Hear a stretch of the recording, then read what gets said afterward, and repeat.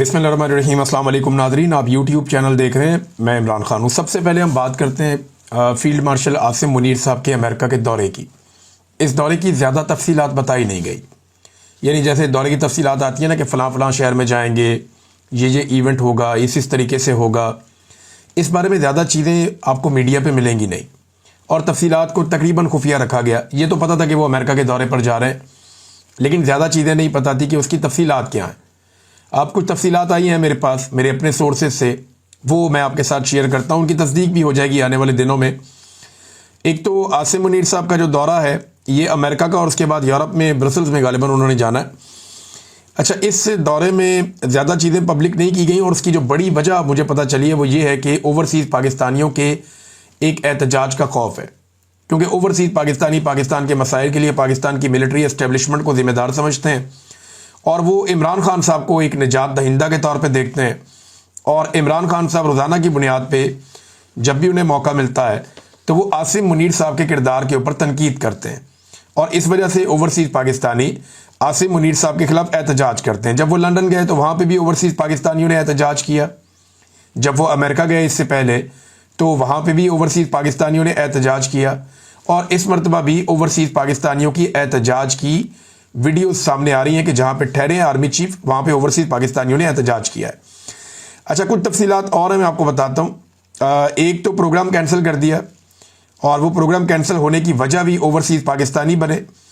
जबकि 8 तारीख को गालिबन, मुझे तारीख में कंफर्म नहीं है, लेकिन ये 8 तारीख है जो मुझे पता चला है, ये कंफर्मेशन भी आ जाएगी।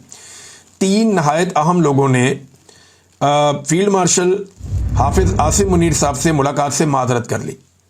और ये जो 3 अहम लोग थे ये बहुत बड़े बड़े इन्वेस्टर्स हैं, बहुत बड़े बिजनेसमैन हैं जो अमेरिका में रहते हैं और ओवरसीज़ पाकिस्तानी हैं। तो पाकिस्तान की एम्बेसी ने बड़ी मेहनत की थी, बड़ा इसरार किया था, और एस्टेब्लिशमेंट ने इसके ऊपर पूरी कोशिश की थी कि किसी तरह आसिम मुनीर साहब की इन लोगों से मुलाकात करवाई जाए। इसकी बैकग्राउंड में कुछ चीज़ें थी, उनमें से 1-2 चीज़ें मैं आपको भी बता भी दूंगा। तो मुलाकात करने की कोशिश की, लेकिन उनमें जो 3 अहम तरीन लोग थे उन्होंने इन मुलाकातों से माजरत कर ली। उनमें से 2 लोगों ने जो बहाना बनाया वो ये है कि हम इस तारीख को कहीं सफ़र पर जा रहे हैं, हम ट्रैवल कर रहे हैं, तो इसकी वजह से हम आर्मी चीफ से मुलाकात नहीं कर पाएंगे। अब ऐसा कभी माजी में हुआ नहीं था। पाकिस्तान के आर्मी चीफ जब भी कभी बैरून मुल्क जाते थे तो तांता बन जाता था मुलाकातों का, और सब उनसे मुलाकात करना चाहते थे, बड़ा इसको काबिल फ़ख्र समझा जाता था। लेकिन इस मरतबा सिचुएशन थोड़ी तब्दील होती हुई है। अब ये बड़े बड़े इन्वेस्टर्स हैं, और कोशिश ये है पाकिस्तान की कि इन्वेस्टमेंट पाकिस्तान में लाई जाए, और यही आसिम मुनीर साहब का एक प्रोजेक्ट भी है SIFC, उसके ज़रिए भी वो कोशिश करते हैं कि इन्वेस्टमेंट पाकिस्तान में आए। तो शायद ये इसी सिलसिले में मुलाकातें थीं, लेकिन उन्होंने मुलाकात से माजरत कर ली। इनकार मैं इसलिए वर्ड यूज़ नहीं कर रहा कि इस लेवल पर माजरत ही होती है कि I am sorry, I am travelling, I am not available, और आप कोई बहाना कर लेते हैं। अब डायरेक्टली आप ये नहीं कह सकते कि मैं मिलना नहीं चाहता। तो 2 लोगों ने तो ये बहाना बनाया कि हम कहीं ट्रैवल कर रहे हैं, और मैंने ये कंफर्मेशन वहाँ से ली तो वो लोग वहीं मौजूद थे, और एक को तो एक ऐनी शाहिद ने देखा भी है कि वो वहीं पे थे, लेकिन उन्होंने वो मुलाकात ना करने का एक बहाना बनाया था। अच्छा, इन तीनों में से एक शख्स से रब्ता किया गया पाकिस्तान की एस्टेब्लिशमेंट की जानिब से, जो पाकिस्तान की एम्बेसी से मुंसलिक है, और DHA से इनका रब्ता करवाया गया आज से कुछ अर्सा पहले। और उसमें इनको जो ऑफ़र किया गया फाइनली वो ये है कि आप 400 से 500 प्लॉट DHA आपको बड़े लो रेट के ऊपर दे देगा। आप हमारे साथ एग्रीमेंट कर लें, हम आपको बहुत कम प्राइस के ऊपर 400 से 500 प्लॉट DHA के देते हैं, और आपकी एक क्रेडिबिलिटी है, आप एक इन्वेस्टर हैं, तो आप ओवरसीज़ पाकिस्तानियों में ये वाले प्लॉट बिकवा दें। एक एग्रीमेंट कर ले हमारे साथ, एक मखसूस रकम आप जमा करवा दें, बाउंड हो जाए, और ये 400-500 प्लॉट आप DHA के बेचें अमेरिका में ओवरसीज़ पाकिस्तानियों को, और वो जैसे जैसे पैसे आएंगे तो वो आप हमें अदा करें, और जो पैसे आपने कमाने आप इसमें से कमा लें। अब देखें, ओवरसीज़ पाकिस्तानी DHA के प्लॉट्स के अंदर भी दिलचस्पी नहीं ले रहे।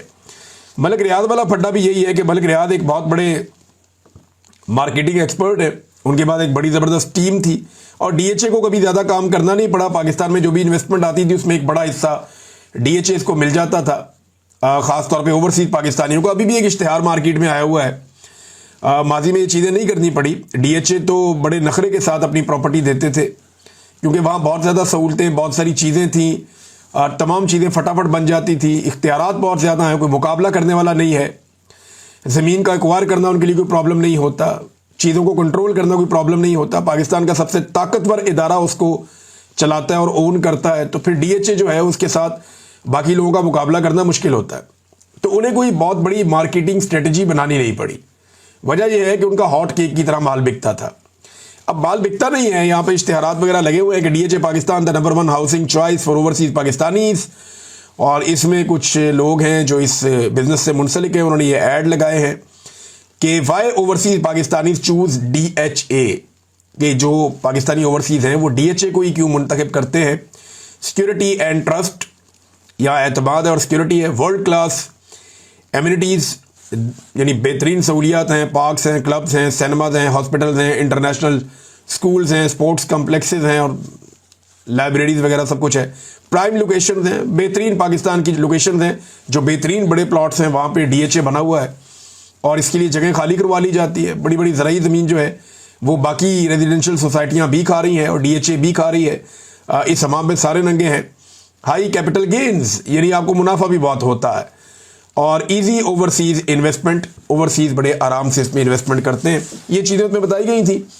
तो चलिए, तो इश्तिहार मैंने पढ़ के सुना दिया, डीएचए का भी फायदा हो जाएगा। लेकिन फिलहाल वहाँ पे कारोबार ठप हुआ हुआ है, यानी ओवरऑल पाकिस्तान का कारोबार ठप है, तो यहाँ पे भी कारोबार ठप हुआ है और डीएचए के प्लॉट नहीं बिक रहे। मुझे 2022 में रिजीम चेंज ऑपरेशन के बाद मेरे एक दोस्त हैं जो डीएचए लाहौर में काम करते थे, डीएचए के ऑफिस में। उन्होंने कहा, इमरान साहब सुबह से लेकर शाम तक हमें टाइम ही नहीं मिलता था, इतनी फाइलें ट्रांसफ़र होती थी। डीएचए में इतना ज़्यादा खरीदो फरोख्त का कारोबार था कि हम लोग बहुत बिजी रहते थे। हमारा पूरा जो एक शोबा है जो इस ट्रांसफ़र के मामला को देखता है, वो सर खुजाने का टाइम नहीं होता था। तो सुबह से लेकर अब 2 बजे का टाइम हो गया, सिर्फ एक हमने ट्रांसफ़र किया है। ये उन्होंने मुझे बताया 2022 में। ये बहुत बड़ा धचका है, क्योंकि जब भी एक प्लॉट ट्रांसफ़र होता है तो एक अच्छी खासी रकम जो है वो अथॉरिटी को भी मिलती है, लेकिन वो सिलसिला रुका हुआ था।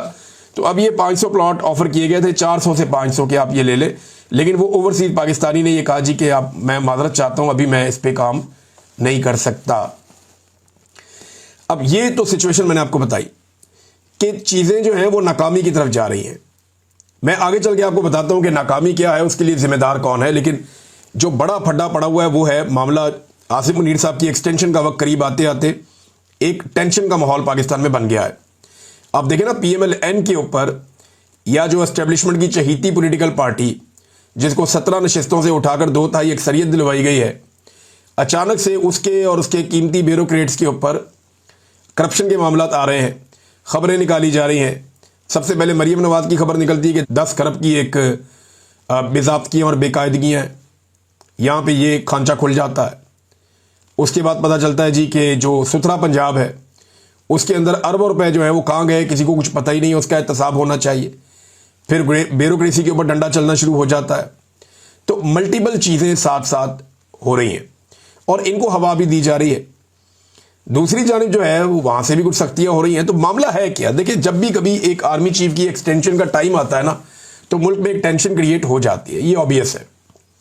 जो एक्सटेंशन वाला साल होता है या रिटायरमेंट वाला साल होता है, उस साल ये चीज़ें होती हैं। अब 2025 जो है वो आर्मी चीफ की तब्दीली का साल है उसूलन नवंबर में। लेकिन क्या ये तब्दीली होगी या एक्सटेंशन होगी, ये फैसला अभी हम नहीं कर सकते। हम इस पर बात तो कर सकते हैं, लेकिन हम नहीं जानते कि क्या होगा।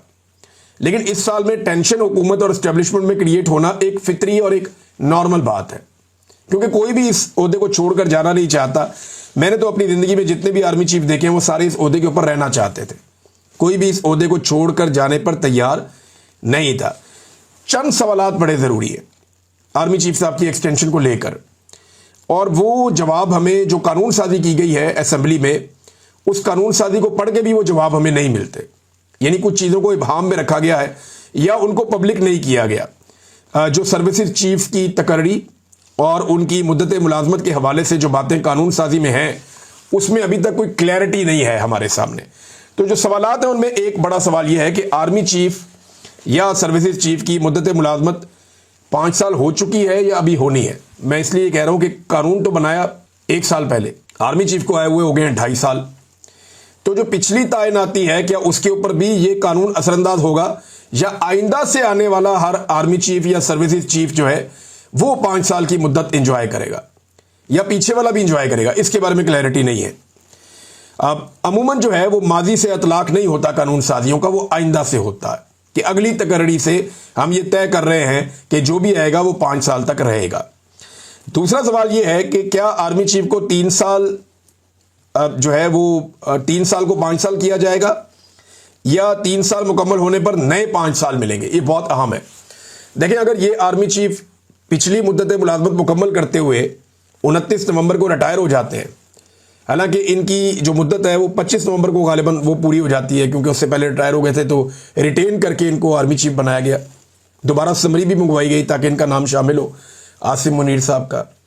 तो इसको ज़रा थोड़ा सा आप गौर करें कि अगर 29 को फ़र्ज़ कर दें वो रिटायर होते हैं और एक और एक्सटेंशन मिलती है तो वो 5 साल की होगी, तो 3 ये हो गए और 5 अगले हो गए, 8 साल तो हो गए सीधे।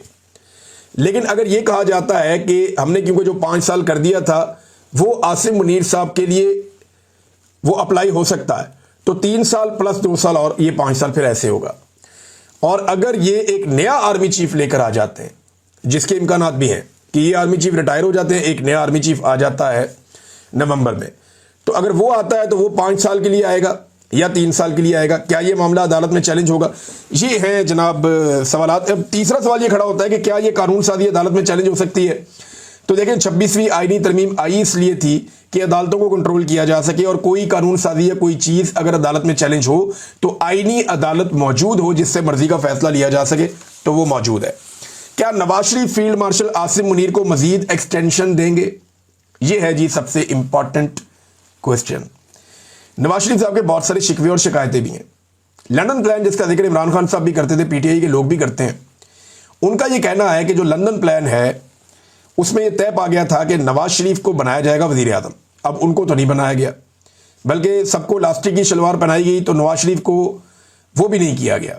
उनकी शलवार में ना लास्टिक डाला गया ना नाला डाला गया, उनको बीच में लटका दिया गया। जो यास्मीन राशिद वाली सीट है वो तो सबसे खौफनाक किस्म की धांधली है, और वो तो ओपन है, यानी उसको जानबूझकर ऐसा रखा गया कि जब दिल करे नवाज शरीफ साहब का बाजू मरोड़ दें।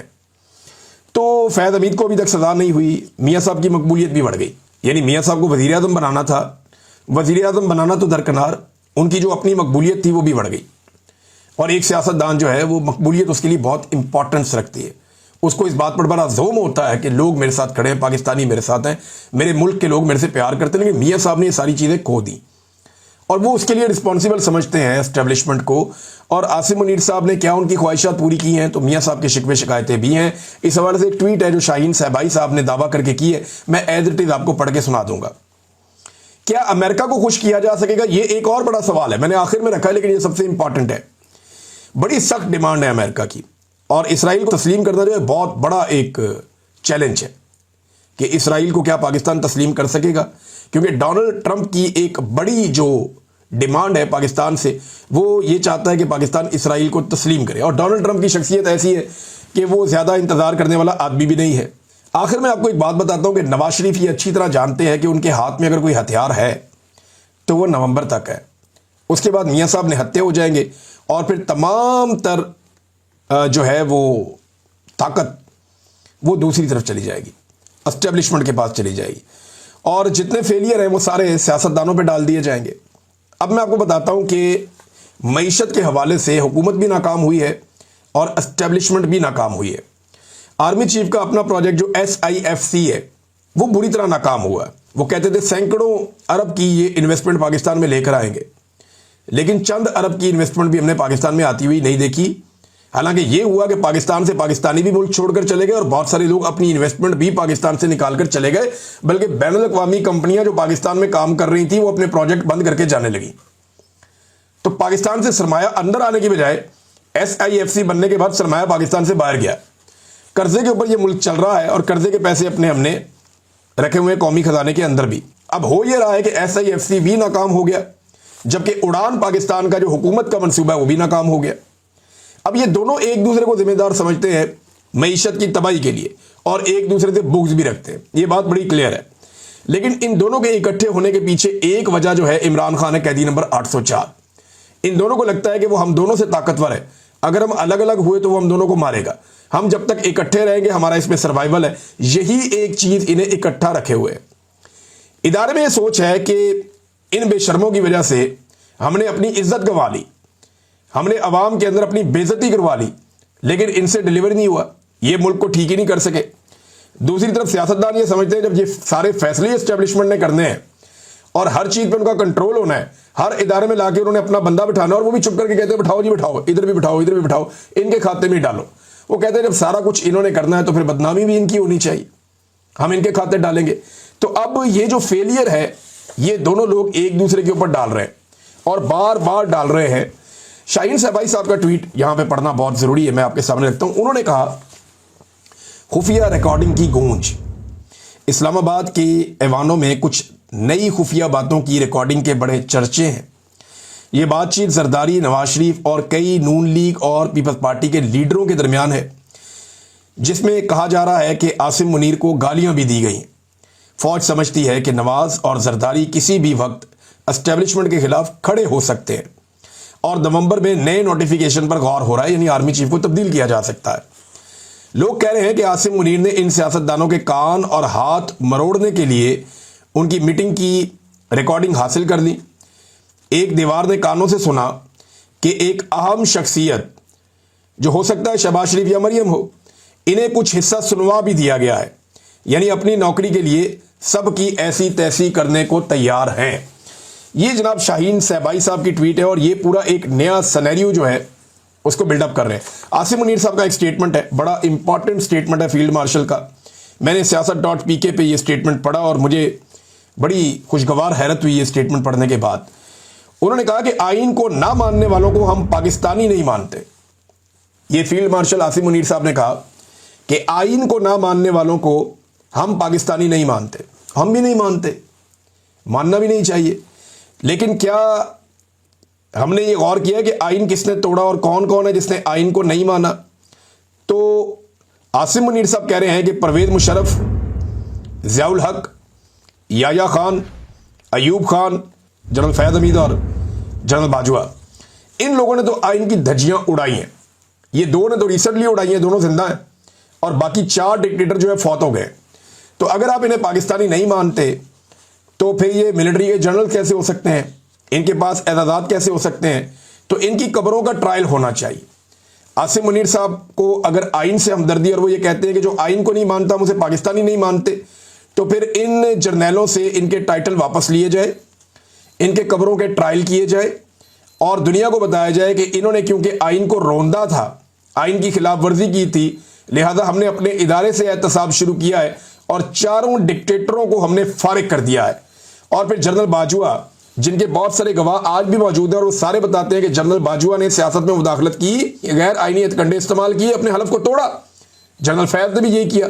तो इन दोनों को भी निशाने इबरत बनाए, जबकि आपका फैसला जो है वो आने वाले कर देंगे, क्योंकि 90 दिन में इलेक्शन कराना भी आईन में लिखा है और इलेक्शन कमीशन भी इसके अंदर फंसेगा क्योंकि उसने 90 दिन के अंदर इलेक्शन नहीं करवाया। ये नाज़रीन इंपॉर्टेंट था, मैंने आपके सामने रख दिया। 2 और खबरें हैं। एक खबर है अहमद बोबक, ये बड़े अच्छे सोशल मीडिया एक्टिविस्ट हैं और इन साहब के ऊपर एक मुकदमा दर्ज कर लिया गया है, इनके खानदान को हरासा किया जा रहा है। मैंने अहमद बोबक साहब को काफ़ी पढ़ा है, यानी ट्वीट अक्सर इनका सामने आता है, मैं पढ़ता हूँ। कभी कोई गैर इखलाकी, कोई गालम गलोच, कोई ऐसी चीज़ ये करते नहीं है। ये तो खबरों पे बात करते हैं, हकायक के ऊपर बात करते हैं। अब ये एक पॉलिटिकल नौजवान है और पॉलिटिक्स करता है और वो एक एक्टिविस्ट है, ह्यूमन राइट्स की बात करता है, खबरों के ऊपर अपना तबसरा करता है, तो दलील से बात करनी चाहिए ना। ये क्या हर चीज़ में आप गोली और डंडा, आपके पास यही हल रह गया है, मुकदमे दर्ज करवा लो, इसको मारो उसको मारो। अगर रियासत यही करती जाएगी कि जो लोग दलील से बात करते हैं उनको दीवार के साथ लगाएंगे, तो क्या सबको आप दहशतगर्द बनाना चाहते हैं? ये अहमद बोबक साहब जो है ये पाकिस्तान में नहीं है, लेकिन इनकी फैमिली को हरासा किया जा रहा है, जो इंतहाई काबिल अफसोस है। दलील का मुकाबला डंडे और बंदूक से करने से अनारकी पैदा होती है और कुछ नहीं होता। दूसरी जानिब नाज़रीन, 6ठा दिन शुरू हो गया, मियां शहजाद फारूक के बारे में कुछ पता नहीं चल रहा। बाकायदा एक वीडियो मौजूद है जिसमें नजर आ रहा है कि मियां शहजाद फारूक के ऊपर टॉर्चर किया जा रहा है पुलिस की जानिब से। पुलिस पहचानी जा रही है, पता चल रहा है कौन है पुलिस वाले। और पंजाब पुलिस ने तो ये कसम खाई हुई है कि उन्होंने नाइंसाफ़ी करनी है। बाकायदा मियां शहजाद फारूक मुख्तलिफ गवाहों की मौजूदगी में गिरफ्तार होते हैं, उनको टॉर्चर करके गिरफ्तार किया जाता है, पुलिस की गाड़ी में डाला जाता है और उनको गिरफ्तार कर लिया जाता है। जो उनके साथ लोग मौजूद थे वो बताते हैं कि जनाब हमारे सामने वो मौजूद थे, उनको वहां से उठाकर लेकर गए और फिर नामालूम अफराद आते हैं और उन्हें ले जाते हैं। अब छठा दिन हो गया, उनके बारे में कुछ पता नहीं चल रहा कि ये शख्स कहां गायब है। जबरी तौर पे गुमशुदगी और लापता करने का एक जबरदस्त केस है ये। अदालत ने अगर इंसाफ देना है, लाहौर हाई कोर्ट में जस्टिस आलिया नीलम साहिबा हैं, अगर वो इंसाफ देना चाहती हैं या इंसाफ में बिलीव करती हैं तो ये क्लासिकल केस है। इस केस को अपने सामने रखें और ये टेस्ट केस है अदालत के लिए। बुलाएं पुलिस वाले को, एसएचओ को भी, आईजी को भी, और उन्हें बुलाकर पूछें कि ये बंदा आप गिरफ्तार करके लेकर गए थे, आपके पास से ये बंदा कहां गया। और वो जो बाकी लोग साथ गिरफ्तार हुए थे उनको बुलाएं और बुलाकर पूछें कि आपके साथ ये बंदा गिरफ्तार होकर पुलिस के पास गया था, इसको वहां से कौन छीन कर लेकर गया और बाहर किसने निकाला था। ये कैसे पॉसिबल है कि एक बंदे को ही गायब कर दिया जाए। यानी ये किसी महज़िब दुनिया में आप सोच भी नहीं सकते। ये मुमकिन ही नहीं है जो पाकिस्तान के अंदर गद मारा जा रहा है। और ये सिलसिला यहां रुकेगा नहीं। ये जितने भी सियासतदान हैं, हुक्मरान हैं, याद रखें कल को इनके बच्चे भी लापता हो जाएंगे और ये फिर रोएंगे उस वक्त, क्योंकि ये आग लगती जा रही है, फैलती जा रही है। इसको रोको सारे मिलकर। ये जबरी तौर पे लापता करने का सिलसिला बंद होना चाहिए। मियाँ अबाद फारूक साहब ने बहुत शोर मचाया अपने भाई के लिए, वो कोशिश कर रहे हैं, लेकिन वक्त हमेशा एक जैसा नहीं रहता। ये जो लोग ये कर रहे हैं इन्हें कल जवाब देना पड़ेगा। अब तक के लिए इतना ही। अपना ख्याल रखिएगा, अपने चैनल का भी। अल्लाह हाफ़िज़।